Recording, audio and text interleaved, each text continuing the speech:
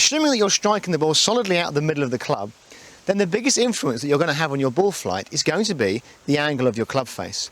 So let's take a moment to really understand how that works during your swing. In an ideal world, to hit a ball straight, the club would move back on a straight line and through on a straight line, and the face would stay very square to that. But we know that the golf swing isn't a straight line at all. In actual fact, it's an arc. So what happens in the swing as the club moves around me is that the club face actually twists. So as I make my backswing, you can see that the club face is slowly rotating. So by the time I reach this kind of position, the club face is actually twisted a little bit, so it's pointing slightly skyward and may appear open. As I move into my downswing, the face is still open, and at the very bottom of my swing is when it would square up. It stays square for a moment, and then you can see how it starts to rotate and turn the other way. So a great way that we can improve this rotation and control of the club face is once again to use our circle exercise.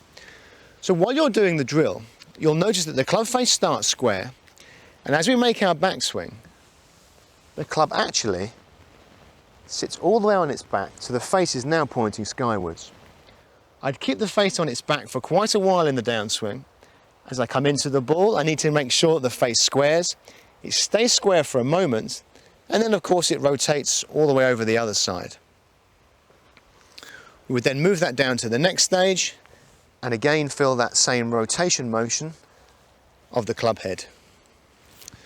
So if we think about how that's going to influence your ball flight, then consider this. If you're a slicer, then we know whatever else is happening in your swing, the club face is open at impact, so it's pointing right. Well, we can use the drill to help you square that up. So if the club face is pointing right, you're going to need to feel how the face squares much harder at the ball, so we end up getting it square and turning over faster as well. Of course, if you're a golfer who hits lots of hooks to the left, well, that means the face is closed at impact. So once again, back to our drill, and you can feel how the face stays on its back much longer and then stays straight through the ball.